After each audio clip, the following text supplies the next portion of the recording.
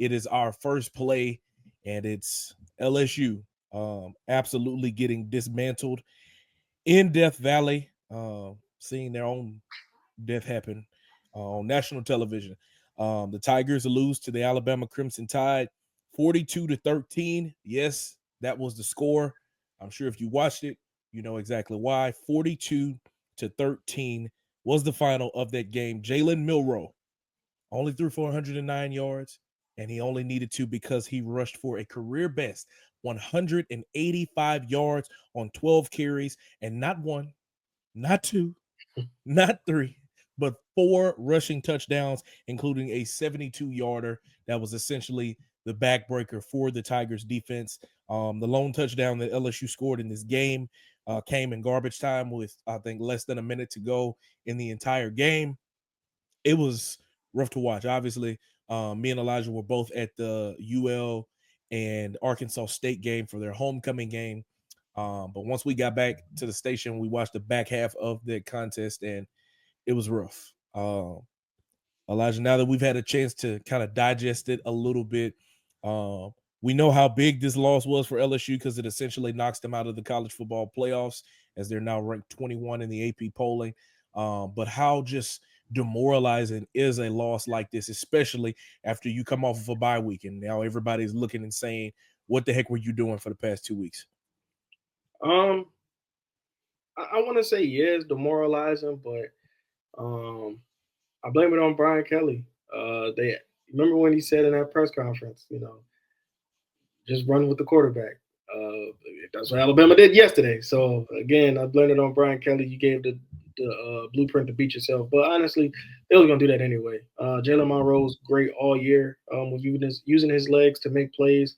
Of course, he got some guys on the outside like Ryan Williams that can go up and catch the ball and make some plays on the outside. But Milroe, he's been doing well with his legs throughout the year. So I think LSU needed to realize that stopping him first from getting outside the pocket should have been the number one thing, containing him inside the pocket and making him beat you with his arm because the teams that he lost to, Vanderbilt, Tennessee, they made sure that they kept him in the pocket and said, "Hey, throw the ball." And that's what LSU failed to do yesterday. Now, on top of that, of course, penalties hurt the Tigers a lot. But again, another thing that you can do to keep the explosive offense off like that is running the football and executing on third downs. LSU didn't look good on offense at all yesterday.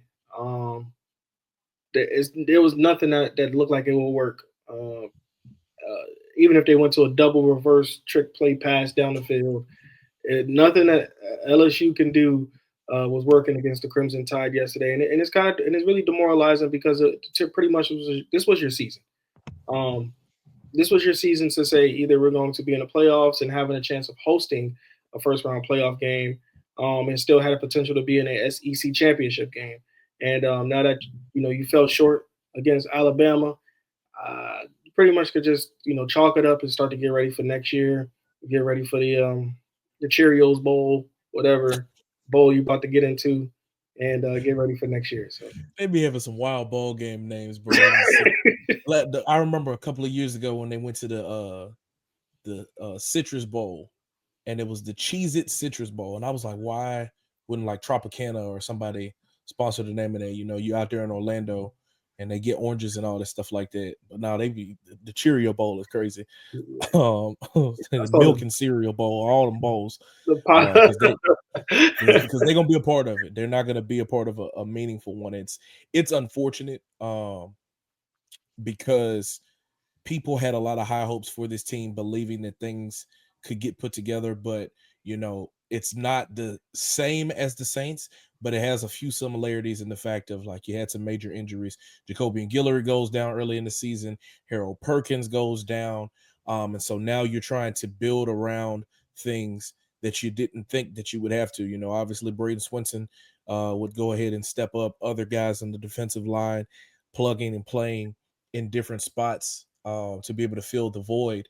But ultimately, like you said, Brian Kelly gave away the secret sauce, and obviously, teams can watch film, but it was like to definitively sit at the microphone publicly, where your bite is going to be out there, and say if I was a defense or if I was an offense, I would run the quarterback against us, knowing the next game that you would play is against quite arguably one of the best rushing quarterbacks in the country is insane. But with that being said, every rushing quarterback that they have faced has had success against them. You look at Texas A&M when Marcel Reed came into the game, he did not throw that many passes once he touched the field. The brother rushed for, what was it, 62 yards and 3 touchdowns, which resulted in them winning that football game. South Carolina, Lenore Sellers, before he went out with an injury, he had 88 yards rushing and 2 touchdowns on 10 carries. If he doesn't go out, LSU loses that game because they only beat him by 3. So when you look at it, the deficiencies that they have, and right now, I went back and I listened to Brian Kelly's post-game press conference after the game, and a lot of the hard questions were asked, like, how do you fix this now? What are the deficiencies? You talk about this. Is this a recruiting thing that you're missing out on? And he just kept pointing back to the fact that I take the full blame on this. We have to coach them better. We have to put them in better positions. And a lot of people ask, well, what is a better position? For me, I feel like Alabama's Jimmys were just better than LSU's Joes on that particular night. That's what it simply boiled down to. You got really, really talented guys on that LSU roster, but Alabama simply outplayed them because they were more skilled than they were. Their quarterback was better than everybody on their defense for that night. You can game plan. That's the thing. Sometimes you can game plan all you want to, but if you got a hemp over there, you can game plan around a Jalen Milroe all you want to. But when he is on, he's on. You can game plan around a Travis Hunter all you want to, but when he's on, he's on. Some guys, there's just no way to game plan around it. You would have liked to seen LSU play a little bit better in this scenario, especially like we said, they were coming off of a bye week. But at this point, your defense is what it is. So now in your 3 remaining games, you're going to see Florida with DJ Lagway. He going to run the football. You're going to see Diego Pavia at Vanderbilt. He going to run that football. And then you're going to see Oklahoma, who I'm not sure they have a quarterback, but I think the freshman was filling in a while back. And I don't know if he's a dual threat or not. But I guarantee you, if anybody on that roster is capable of running the football from the quarterback position, they're going to do it because it's on tape now. Whatever you put on film is what teams are going to exploit. If they see that you cannot stop the run with the quarterback, they finna run Q power, they finna run zone read, they finna run QB zone, they finna run QB blast. Every QB run that you could possibly think of, they coming at it. And until you stop it, they're going to continue to do that. So LSU loses. They're now 6-3 on the season. Like I said, they fall to number 21 in the AP polling. Now they will try to pick up the pieces. They will face off against the Florida Gators on Saturday. That game will air on KTC if you're in the Lafayette area at 2:30. Florida's 4-5. So essentially, this is a game that you go in and you feel like you're supposed to win it, but there's no guarantees in the SEC.